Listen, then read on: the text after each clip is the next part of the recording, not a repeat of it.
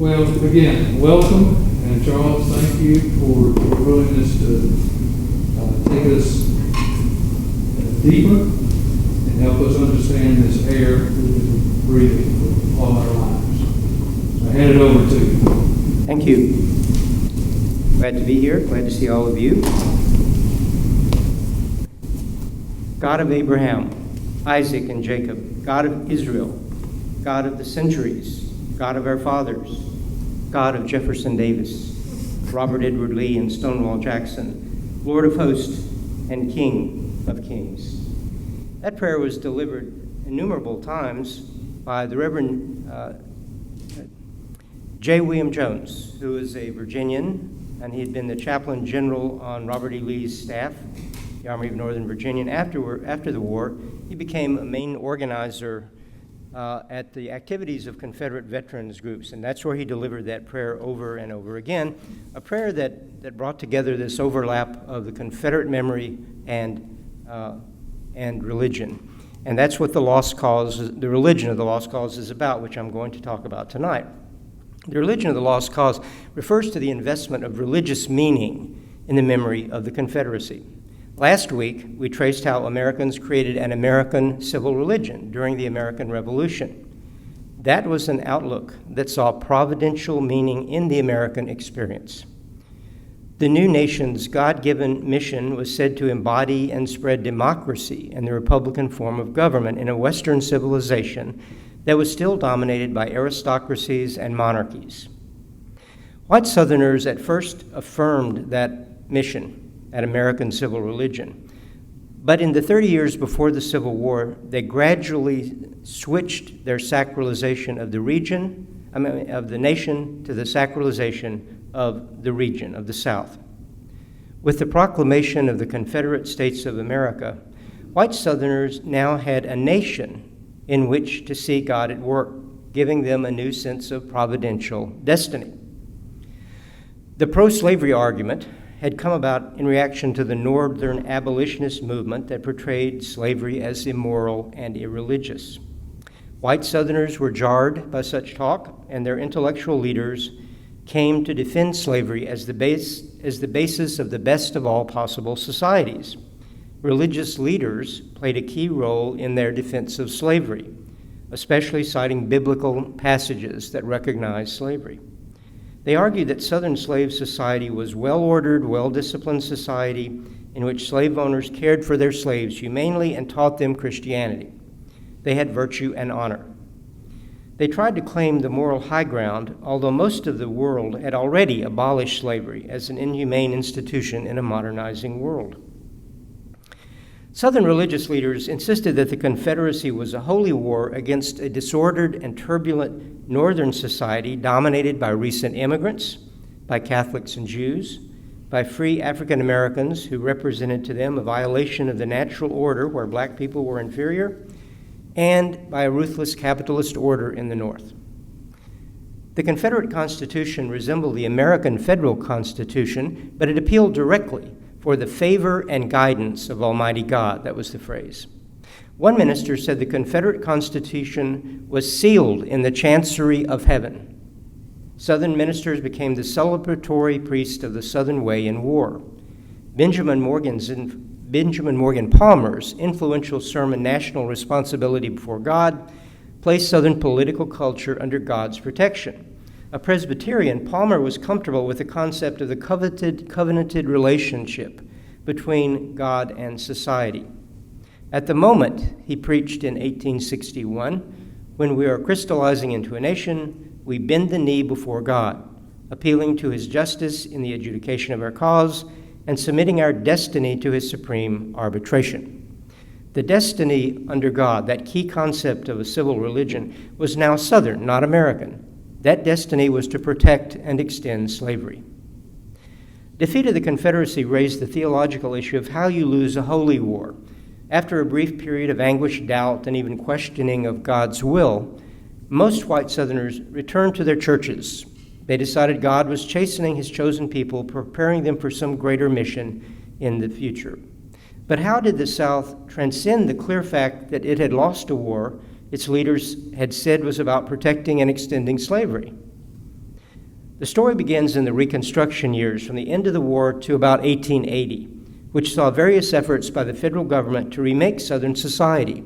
It included efforts at biracial politics with African Americans serving with white people in Reconstruction governments, including 2 United States senators from Mississippi. These state governments created the South's first public school system in Reconstruction. Constitutional amendments were passed to protect the citizenship of free slaves and others. The Reconstruction years witnessed a ferocious contest for control of the South's public spaces and the memory of the Southern past. Confederate widows honored wartime Southern heroes in graveside rituals during the years after the war ended. African Americans and some northern whites in the South staged hundreds of commemorative celebrations during Reconstruction, a sign of their new rights of citizenship and voting power. African Southerners paraded, displayed banners, waved American flags, said an amen to prayers of thanksgiving, and applauded speeches at biracial occasions. Black churches and civic organizations became important sites for Black people in a new Southern public culture that showcased African American achievements. Whites at their public events during Reconstruction waved the Confederate battle flag and sang Dixie, while Black Southerners at their events waved the U.S. flag and sang spirituals that told of freedom. The Lost Cause rhetoric spoke of the tragedy of Confederate defeat, while Emancipation Day commemoration spoke of the blessedness of freedom that came as a result of the war. Even before federal troops were withdrawn from the Reconstruction South in the late 1870s, white Southerners had begun a violent vigilante protest against the idea of a South that would reflect African American power in any way. And they created a legend that saw Black politicians as corrupt and Black voters as ignorant, and the whole experiment a blot on Southern civilization. Southern political conservatives would dramatize the events of Reconstruction for decades and use them to put the fear of the federal government, devil, into Southern whites. African Americans refuted what became a mythic view of the past, as they saw Reconstruction as the most democratic era in the nation's history, a time when 2, as I said, African Americans served as United States Senator from Mississippi, when Black politicians represented their districts and legislators throughout the region, when those legislatures established the South's first real public schools. The Ku Klux Klan emerged from Reconstruction and showed the lengths to which white Southerners would go to defend their understanding of the white supremacy foundation of Southern life. The Klan represented a new, mystical, racially oriented terrorist folk institution that claimed for itself the right to define Southern civilization. North Carolina Governor Zebulon Vance insisted that the 1868 campaign against the Republicans, which included the efforts of the Klan, was, in his words, a struggle for the rights and liberties of our race, for constitutional government, and for Christian civilization. He thus linked white supremacy, states' rights, and religion to Southern civilization. That's an important convergence that would presage Southern white attitudes in the future. The term redemption was a familiar term in the Southern evangelical vocabulary that stressed the need for personal salvation. But white Southerners used this religious term to describe their violent retaking of Southern politics from those reformers trying to reconstruct the South. Between 1868 and 1876, white men devised strategies to regain control of state government and the Black labor force. The political activities of the Democratic Party and white churches worked together, along with the Klan, to impose an intimidating new order on the South. The willingness of white elites to use their wealth and power to evict or deny supplies to mostly impoverished freedmen and their lack of hesitation in using violence led to the loss of considerable African American political and economic power.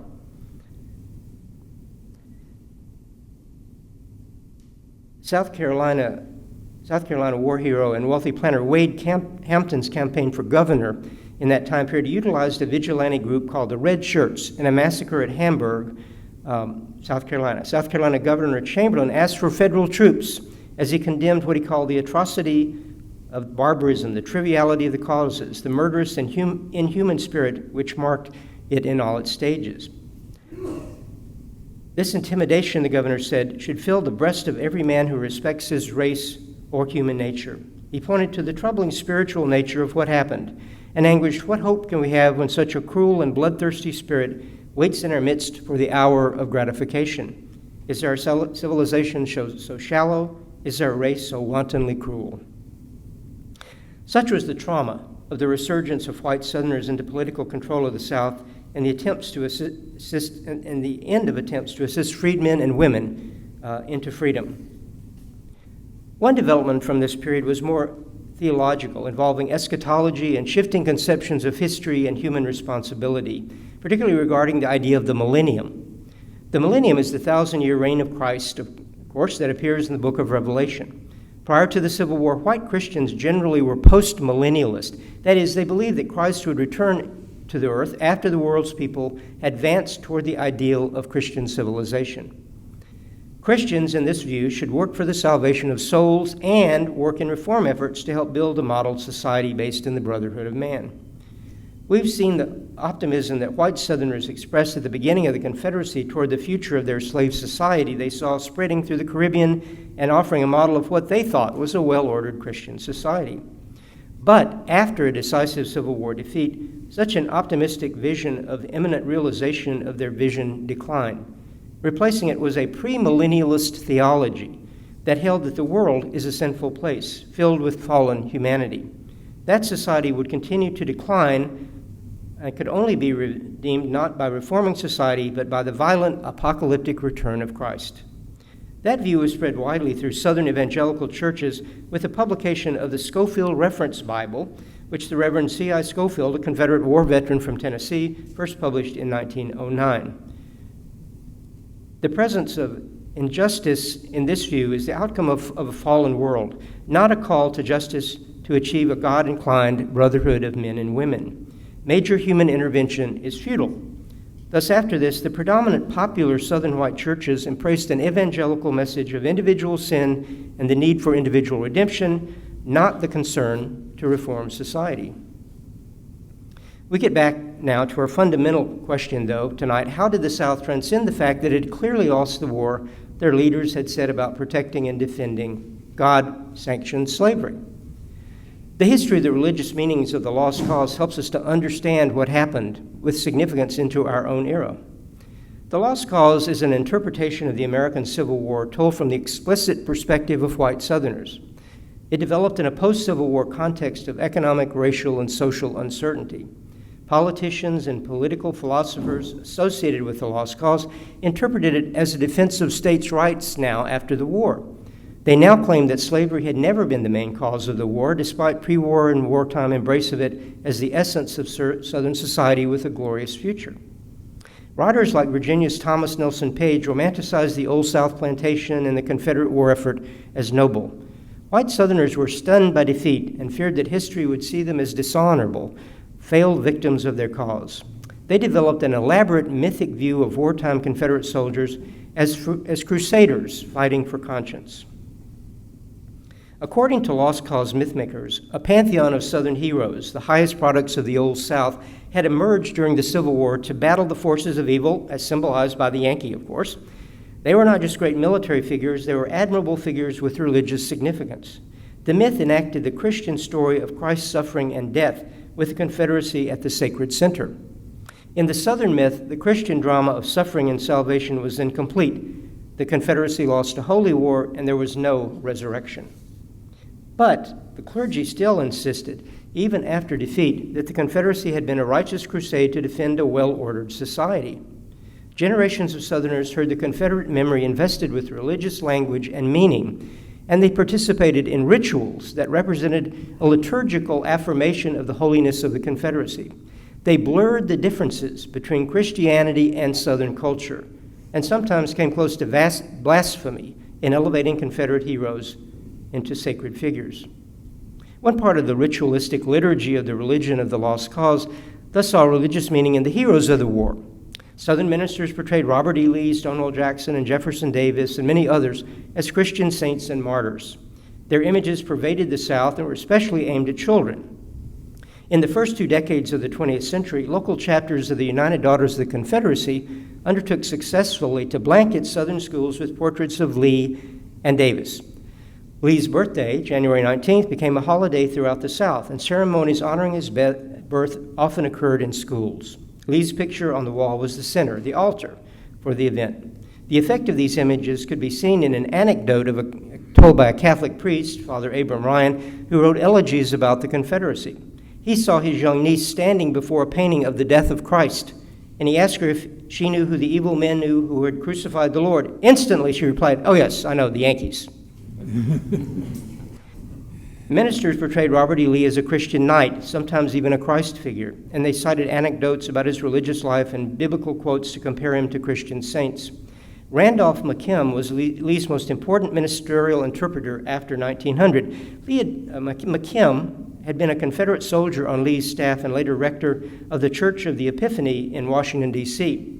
He praised Lee as a fellow Episcopal churchman, but more important, he portrayed him as one of the Christian heroes of the ages. Those were his words. McKim argued that the sufferings of the Southern people during the war had pressed sorely upon him a true crown of thorns, as Lee became the embodiment of the deepest principle of the religion of Jesus Christ. Ministers made Jefferson Davis into a Christian martyr. Davis had been a controversial wartime leader, and many Southerners blamed the Confederate defeat on his leadership. Davis was redeemed at the end of the war, though, when Union troops arrested him and placed him in irons at Fort Monroe, Virginia. Ministers saw his imprisonment as a parable of Christian behavior. Davis, one minister said, sat in the silence of his prison cell at midnight alone with his open Bible before him. The fetters he wore were anklets of gold, and the sound of his chains had the martyr ring. White Southerners cherished the relics of his suffering as, quote, Christians hold the wood of the cross. Stonewall Jackson was an Old Testament-like figure, a prophet warrior in the religion of the lost cause. Ministers admired him for what they saw as his unbending righteousness and the holy wrath he could unleash on the battlefield. He was a Presbyterian, and one minister insisted that every day he lived with a constant sense of the presence and providence of God and a living faith in the Lord Jesus Christ and the Confederacy. Images of these Confederate saints and martyrs appeared on stained glass windows placed in churches to commemorate Confederate sacrifices. St. Paul's Episcopal Church in Richmond established, for example, a Lee Memorial window, which used an Egyptian scene to connect the Confederacy with the stories of the Old Testament. Wartime artifacts had a sacred aura about them, with Bibles that had been touched by the lost cause being especially holy. If the Southern civil religion had its reverent images and its sacred artifacts, it also had its hymns. One group of hymns sung at post-war Confederate gatherings was made up of Christian songs straight from the hymnal. At a Confederate veterans group or UDC meeting, you would hear "Near My God to Thee" and "Praise God from whom all blessings flows." Other sacred lost cause songs were created by putting new words to old melodies. The spirit of that old-time religion was preserved when someone retitled it, "We Are Old-Time Confederates." Dixie was, of course, the most popular song of the South at civic occasions, from campaign rallies to sporting events, a crusader's hymn that aroused white Southern emotions toward the sacred cause more than any song. The Confederate battle flag became the visual symbol most identified with the South's public culture, and white Southerners often displayed it on private property as well. What we call the Confederate flag was actually designed for the Army's use in battle to distinguish the new nation's flag from the American flag. The chief feature of the design has religious significance of European and Christian origins. It is an X-shaped cross called the St. Andrew's Cross. It recalls the martyrdom of Andrew, a first-century Christian who was crucified on an X-shaped cross. Scotland made him the nation's patron saint, and the design was incorporated into its national flag. The Confederate government adopted the design in 1861, but that flag was displayed almost exclusively on battlefields, not in the South's public and civic spaces during the war itself. It was displayed during Reconstruction when decorating Confederate graves or at parades of Confederate veterans groups. In the late 19th century, the flag took on broader political and ideological meanings that reflected a new stage in the religion of the lost cause. By the 1890s, Southern whites were imposing a new racial order on the South, ensuring their dominance for generations. The display of the flag now occurred increasingly at political events and on governmental buildings that enforced the new segregation laws and disfranchisement ordinances. In the 1920s, the Second Ku Klux Klan made the flag the centerpiece of its nefarious vigilante violence and its political campaigns. Confederate monuments represented another powerful expression of the religion of the lost cause and its remembrance of the Confederacy and its defense of slavery. By 1914, over 1,000 monuments existed in the South. Preachers converted the innumerable statues dotting the southern countryside into religious objects, almost idols, that quite intentionally taught Christian religious and moral lessons. Our cause is with God, and in hope of a joyful resurrection were among the most typical inscriptions on the monuments. El Dorado, Arkansas erected a marble drinking fountain to the Confederacy. Its publicity statement, in a phrase called from countless hymns and sermons on the sacrificial Jesus, said that the water in it symbolized, quote, the loving stream of blood, unquote, shed by Southern soldiers. Drinkers from the fount were thus symbolically baptized in Confederate blood. The dedication of monuments became the most significant social and political event in the early 20th century South. Perhaps the greatest occurred in 1907 when an estimated 200,000 people gathered in Richmond for the dedication of the statue of Jefferson Davis. The high point of the monument dedications was in the first 2 decades of the 20th century. In July 2019, one survey found that there were still 1,747 documented Confederate monuments, place names, holidays, and other symbols in public spaces. All this preaching and visual display and ritual activity focused on the Confederate heroes represented moral lessons for white Southerners on the acceptance of death and defeat. The ministers used the Confederate man of sorrows as a moral lesson on suffering, humiliation, defeat, and death.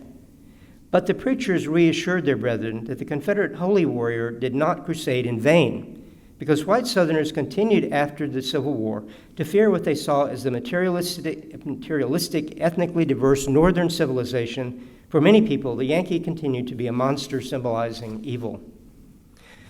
The Lost Cause was an interpretation of the Civil War, but it became far more than that. It was a vibrant social and political movement in the early 20th century that blanketed the South with its version of the meaning of the Confederate War effort.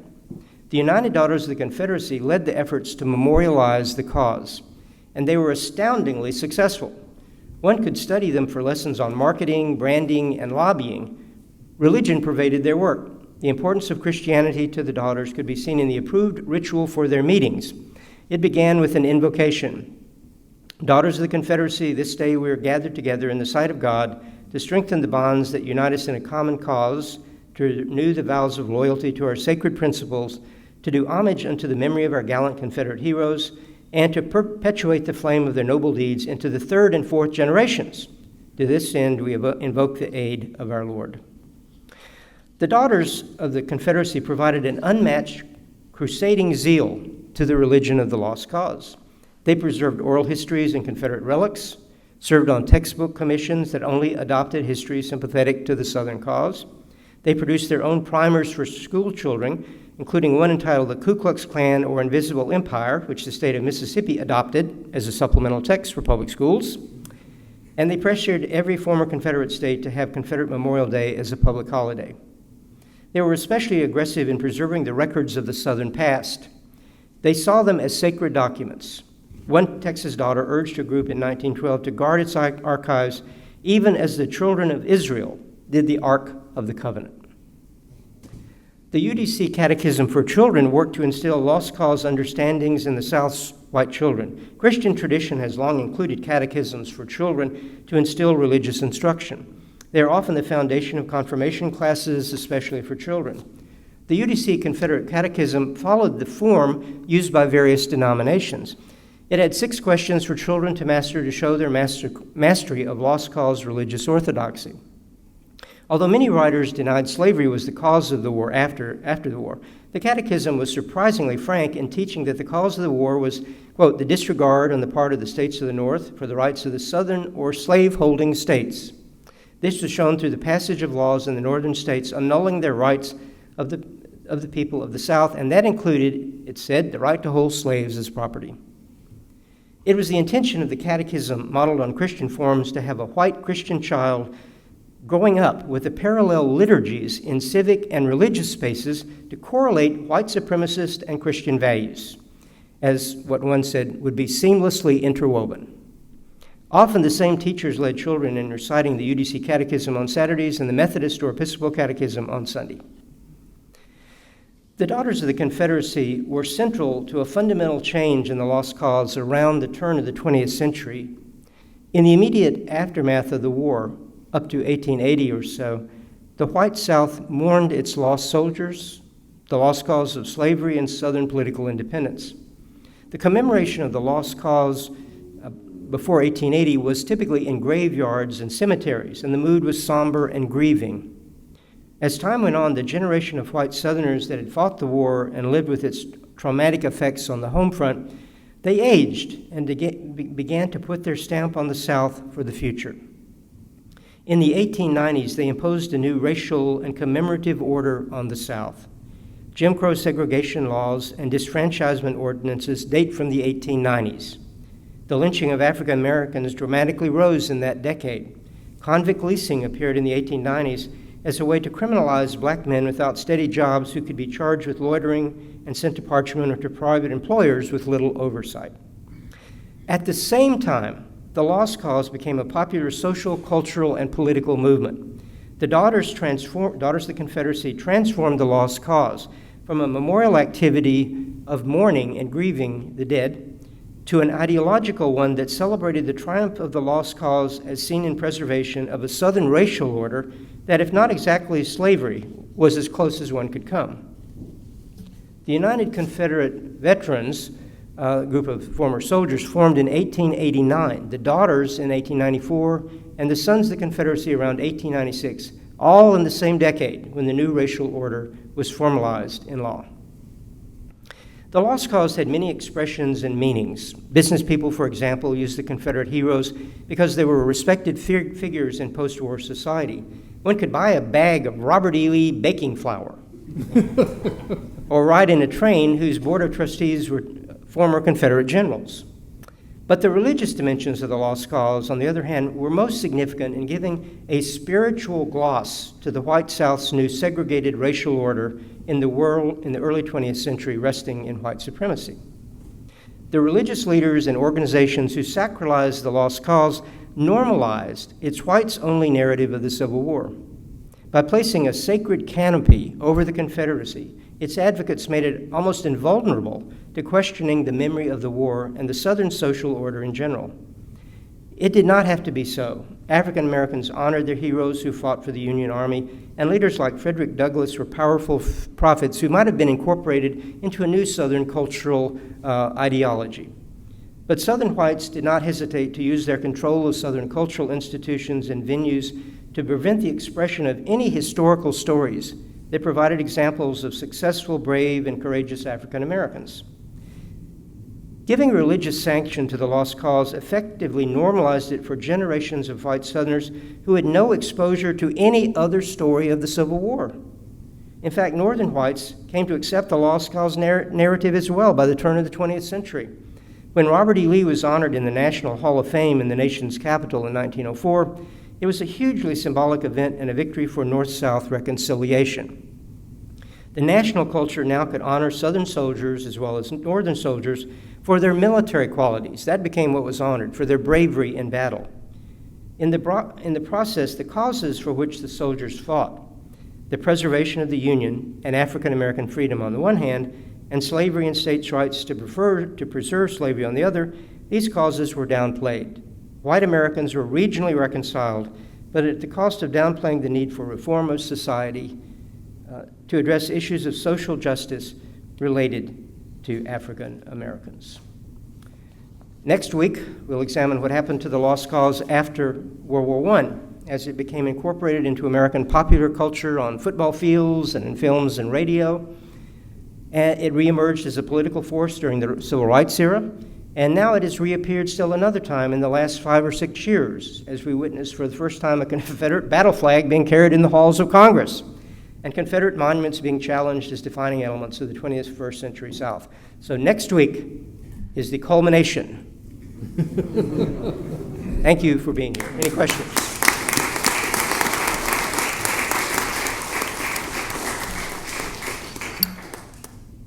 Questions for Charles?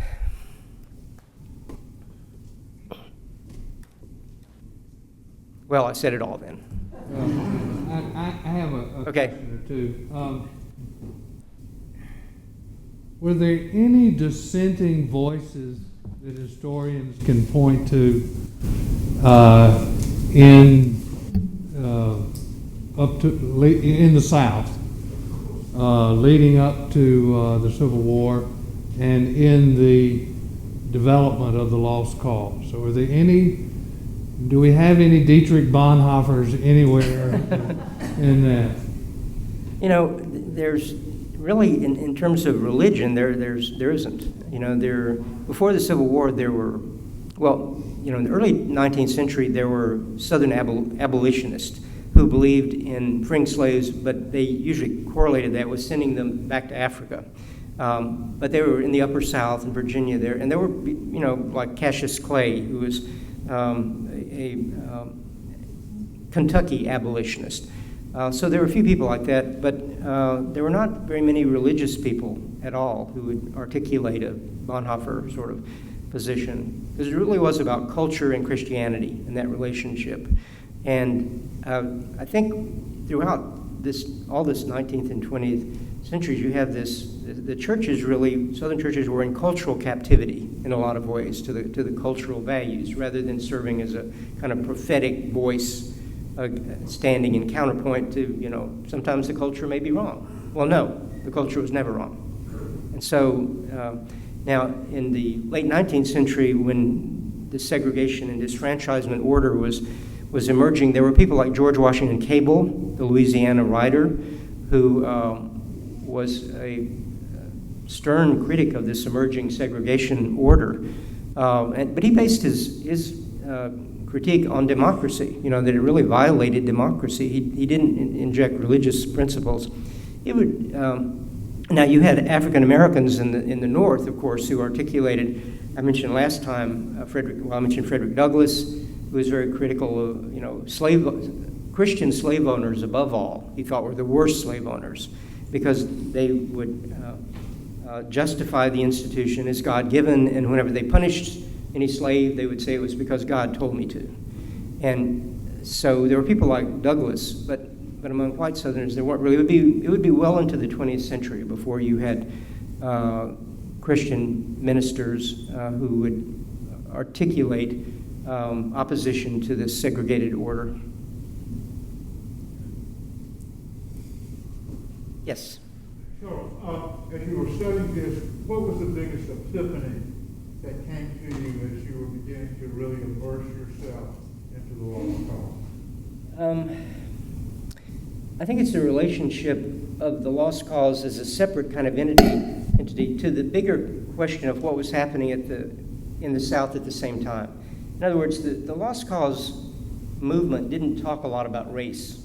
You know, they wanted to talk about the heroism of the Confederate soldiers, and they didn't want to get involved in justifying racial violence or racial separation, and they just didn't talk about it much. But I realized at some point it's like the elephant in the room. You know, they're living in a time period when the whole South is changing. It's utterly changing with this new racial order that's being imposed. You know, before 1890s, there were not segregation laws. If you think about it, under slavery, there was not segregation, because slave owners, when they traveled to New Orleans to stay in a hotel, they didn't want their slaves to not be with them. There were rooms next to their rooms so the slaves could be there. They weren't segregated at all. What whites wanted after the Civil War was social separation, not physical separation, often even. But in the 1890s, this evolved into a kind of physical separation, much more. But it's something new. And so this was happening at the same time that this religious sort of gloss was being put on Southern society, that the society and the culture itself was sacred. And again, the idea that the memories of the past are very powerful in any society. And when you combine that with a kind of divine sanction, it makes it very difficult to criticize and to critique and to sort of question, to move beyond, and to serve as a prophetic voice to the culture.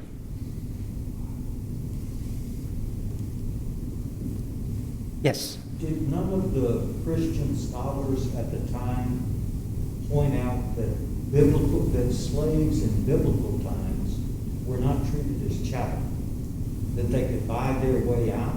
Oftentimes they wanted to sell their services to a master because they were, in effect, the second place. And they'd go out and hire the workers who were not slaves. Did anybody point that out? No. No. They didn't. It was, they were trying to fit this argument about slaves being in the Bible into their own narrative about slavery and not looking at the actual historical nuances such as you just pointed out. Yes. I grew up as the great-granddaughter of a UDC member. Yes. During the Great War, Northern Aggression. I grew up with that. Yes, of But course. I often felt, I did a lot of reading about it, that a lot of the women behind the UDC were predicated as much by grief over the world they lost. Yes. Or anything. All the widows, all the people who lost brothers, all the spinsters, because the young man died, this is what they turned their life to because they had lost everything else. So that psychology was a part of it as well. And that's any war. Yes. Where the women are left and they're, they have this.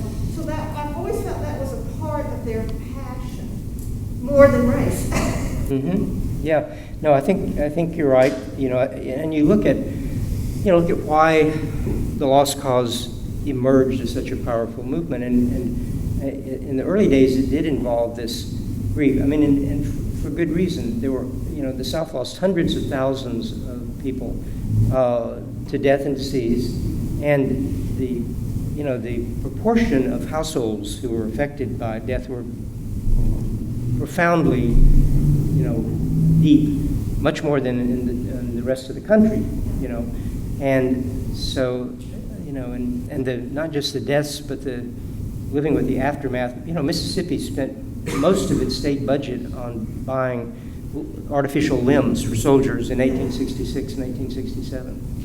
Right.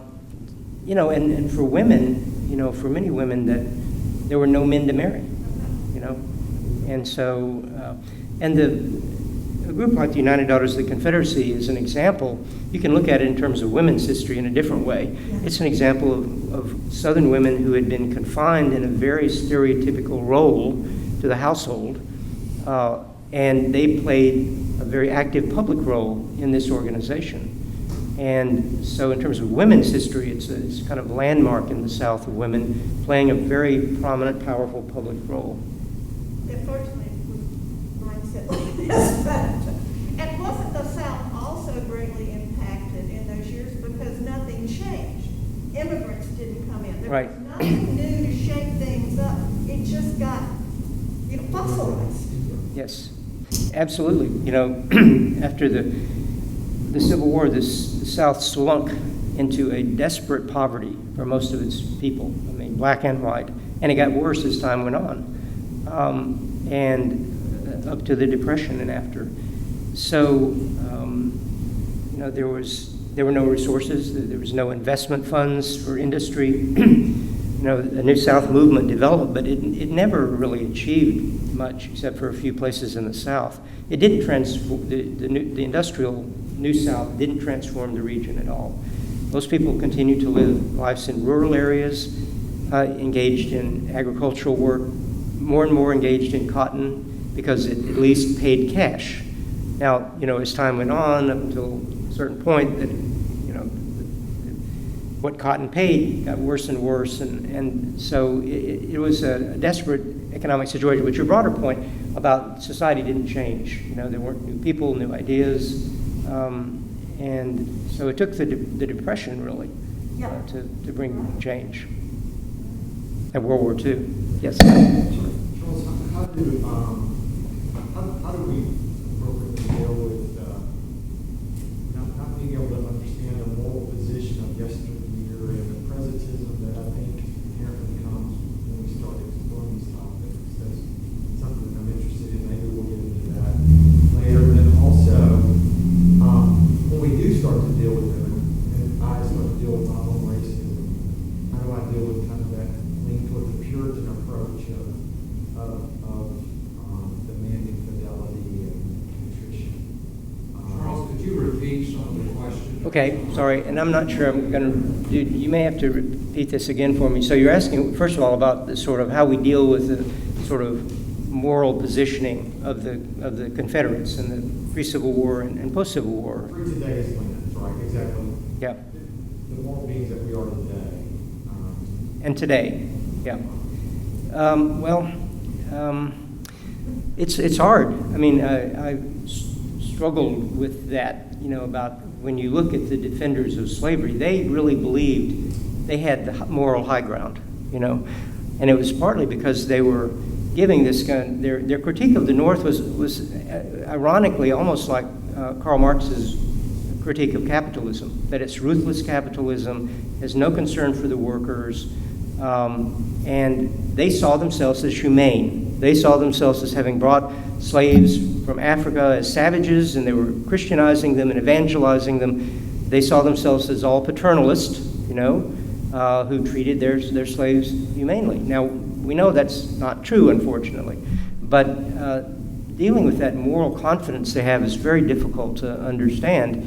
And they went through this period, as I talked about last week and a little tonight, of anguish after the war, questioning that. But then they came to reaffirm it again. And I can't think it's anything but race in this sense that they're in a biracial society and they feel threatened by people who aren't the same color they are, and they'll trot out religion or science or anything else to try to separate them and claim the moral high ground for, and so, we're the inheritors of all that today, and so C. Van Woodward, one of the most famous Southern historians, used the term the burden of Southern history to talk about the inheritance that Southerners have today with dealing with all of that from the past. But I think you have to, confront it and think about it and engage it. And I think the South is doing that now, and I think in new ways, just the last 10 years, 5 years even. And it's a painful process, but I think we're actually well along in the path now. Charles, yes. I heard you talk about the mythologizing of the Old South, the lost cause, and this grand mythology that the daughter created. And then, almost parallel to that is the Jim Crow laws, the solidification of almost caste system, almost slavery. Did any writers consciously connect those two? Obviously, they went hand in glove, but did they consciously? Well, there were the post-war writers like Thomas Nelson Page in Virginia, and the question is about the mythologizing of the Old South, and then in the late 19th century with the growth of segregation, any relationship, and certainly the post-Civil War writers like Thomas Nelson Page and Joel Chandler Harris, Uncle Remus. They romanticized the slave and the loyal slave they raised up, and that was true in the late 19th century as well. That they saw, older African Americans who had been slaves, they romanticized, and it was the fear was of younger black people who had not grown up under slavery. They were going to be as undisciplined as the northern masses were now, and but you had this school of writing that romanticized the Old South, created the image of the Old South in ways that the Old South writers never wrote the same way about it. Page said the moon was more mellow in the Old South. And so,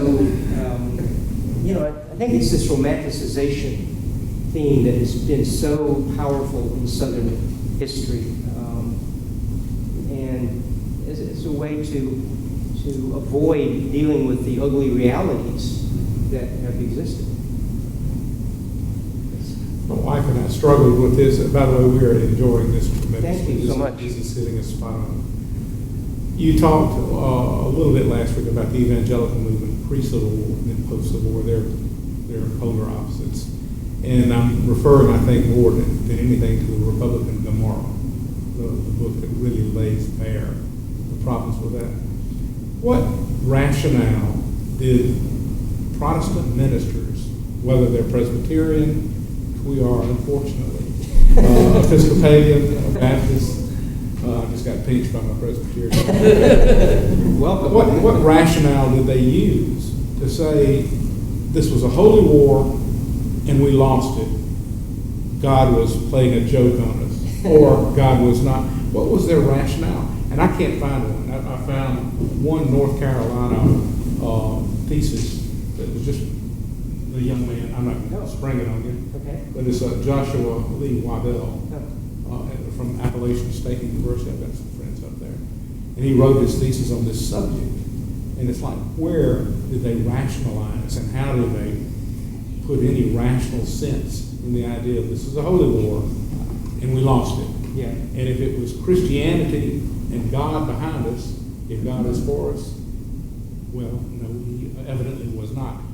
And they've got one reference to a sermon that was given in North Carolina on the subject, but nothing that really stands out. The question is about how Southern ministers after the war could dealt with the losing a holy war. Can you get to the mic? The question is about how the post-Civil War Southern ministers dealt with losing a holy war. And I think they came to avoid dealing with it, basically, because they couldn't come up with the explanation. And what gradually over time they convinced themselves of is what I talked about last week, that they were disciplined by God, and they never admitted that slavery was wrong. But maybe we were too covetous, we were too materialistic. Maybe we were not, didn't treat all our slaves good enough. It wasn't the institution itself, it was the human treatment of. And so they came up with that, but I think it was trying to just get past that and look to the future, and do we have a future as Christians in the South? And they, in a sense, without admitting this, we lost a holy war because we were wrong. That was all they could do. And so I think the answer is they avoided it as much as they could, and didn't preach about it. Didn't preach about it. The symbol, and basically that's what they did. Yeah. I can find nothing that Yeah, I think you're right. real precise definition of that. Yeah. Just avoid it.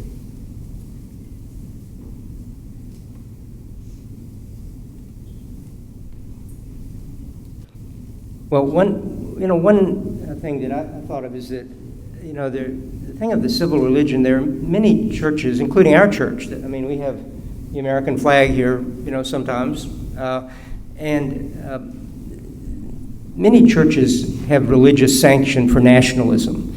But I think in the South it went to a degree that was pretty over the top, and it invested meaning in a social system also that we have trouble understanding now, I think.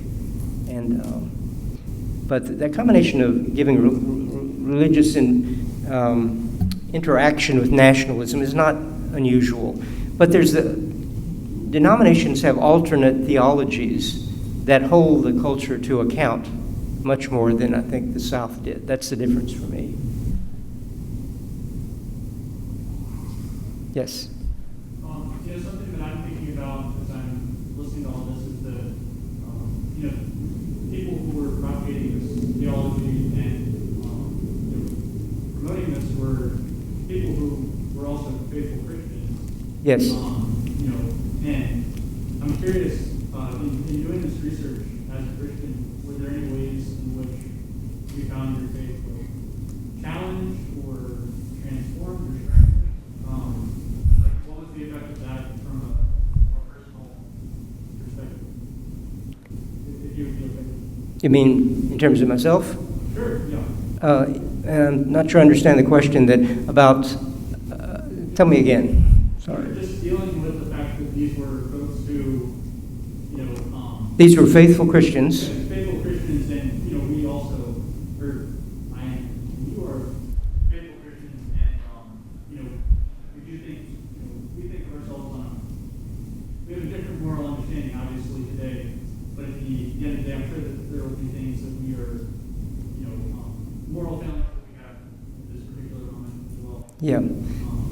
Yeah, so the idea that these were faithful Christians who had this blind spot, in a sense, and today, I think about that personally in terms of, when I study this, what are the ways that I or our society ignore similar issues, that we may not even be aware of, honestly, at this point, are as morally fraught as in the future they will appear.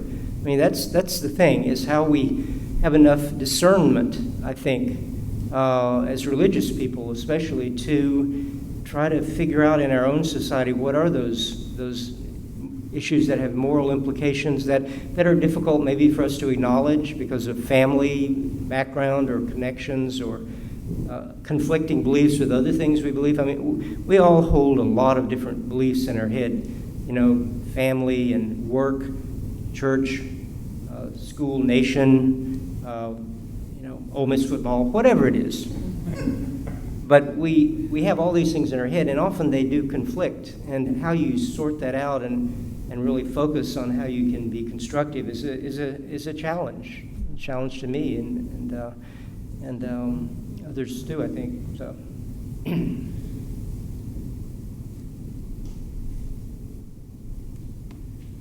And we only pass along to our children the good things. Yes. Right. I mean, the good stories. Yeah. And I think that's, you've described how that happened. Even if somebody had some ambivalence, I'm not going to pass on that ambivalence to my children. Yeah. Well, thank you all. Next week, Charles will talk about the resurgence of the lost cause, right up to contemporary times, and its religious underpinnings. We look forward to that. Again, if you'd like to be on the mailing list for these kind of things that the church will offer over the next year or so, there's a sign-up sheet in the back. Charles, thank you so very much. Thank all of you all for being here.